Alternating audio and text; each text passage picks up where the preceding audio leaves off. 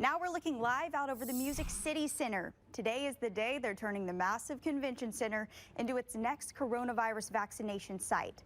Vaccines begin today, but only if you have a previously scheduled appointment. This morning, News 4's Alexandria Adams is taking us inside the new vaccine center for people who are 75 and older. And right now in Tennessee, we're seeing more than 4,900 new coronavirus infections. The virus is being blamed for an additional 44 deaths across the state. You can take a look at that full case count on our News 4 app. Here in Davidson County, more than 2% of the population has been fully vaccinated with both COVID-19 doses.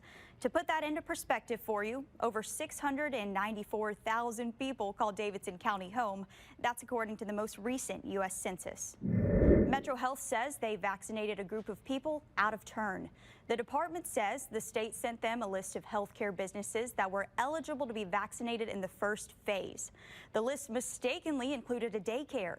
Childcare falls in the third stage of the rollout plan. Right now, we're barely in the second stage. 60 workers at Primrose Academy ended up getting shots.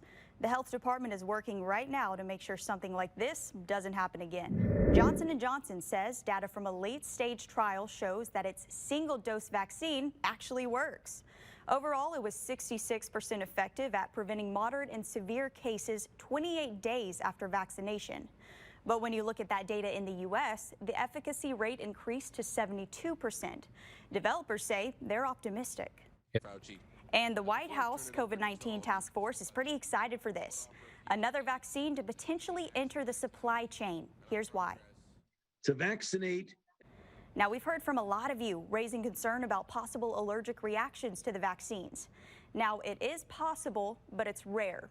The CDC says Moderna's vaccine has seen about 3 allergic reactions per million doses, while Pfizer's has seen 5 reactions per million doses. There could be a problem for Johnson & Johnson. The company's vaccine was only 57% effective when they tested it in South Africa, where a new highly contagious variant made up nearly all of their cases. All right, have you heard about this? We're closing out a week of stock market mania.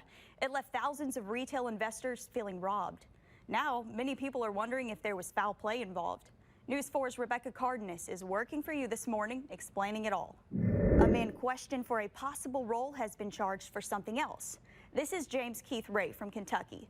The FBI was tipped off because Ray was ranting online about AT&T. The FBI quickly ruled him out, though, but later learned that Ray recorded the interview, posted it on YouTube, and posted these threatening statements toward an FBI agent. And developing right now, a deadly shooting near a strip club lands one man behind bars. The shooting happened Thursday night in the parking lot of McCann Street. Rogelio Rivera was arrested and charged with criminal homicide. The victim tried to walk away to get help. Investigators believe Rivera then shot him several more times through a fence. The victim died at the hospital. That comes after 2 deadly crashes happened within 24 hours. We're talking about Myatt Drive and East Old Hickory Boulevard. News 4's Cameron Taylor spoke with one of the victims' families about what they say needs to be done. And now we're sharing a precious story for you out of Stewart County. A sheriff's office investigator had been looking into the theft of a family dog for 2 months. Well, this week, he was able to track down suspects, which led to the recovery of Cupcake. You can see Cupcake right there on your screen. Investigator Lee Miller was able to reunite Cupcake with its family, and as you can see, Cupcake's owners are thrilled to have their dog back. All right, we've been telling you about that chilly start this morning. It's not going anywhere right now, but maybe later on, Melanie. Yeah, a little bit. Now for you on 4. This year's March for Life rally was all virtual. Usually, thousands of people head to Washington, D.C. to protest abortion, but this year, most of it was online. Some group leaders marched straight to the Supreme Court to represent those who would normally be there in person. Tennessee Senators Marsha Blackburn and Bill Hagerty are joining a group of lawmakers trying to end abortion through legislation. The bill would prohibit the Department of Health and Human Services from giving any grants or refunds to organizations that perform abortions. And developing right now, a Nashville-based favorite known for its hot chicken is showing its sweet side.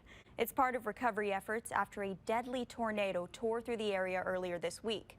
This camera shot is just 10 minutes north of Birmingham, where Hattie B's opened a location in 2016.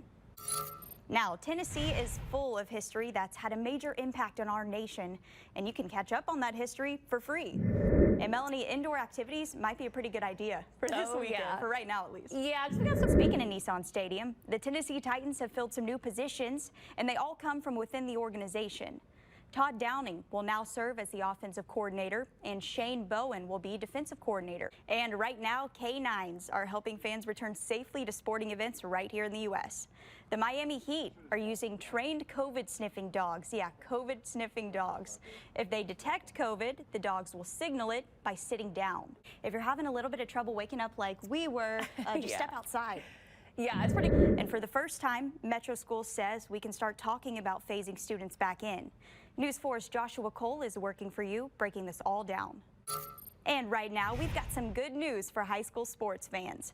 Starting Monday, more of you will be able to attend high school games. That's following Governor Bill Lee's decision to suspend his executive order limiting attendance to just those within the household of the athletes and support staff. Now, the new rules take effect Monday. That's when students, cheerleaders, and fans can make their way back into the gyms.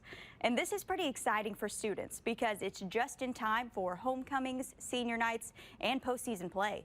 Now, Melanie's got her hands full with this forecast we have coming up. So many changes on the way, Mel. Oh, yeah, we got it. Now, chances are the school assignments that set you on your path in life were the ones that were the most hands-on. Well, some college students just got some valuable experience in creativity as well as serving others. News 4's Forrest Sanders explains. And we have a special News 4 surprise squad for you today. Our own Holly Thompson surprises a mid-state organization whose volunteers lovingly serve Nashville's most vulnerable, and they've been at it for almost 2 decades. Our team decided to turn the tables and return the favor.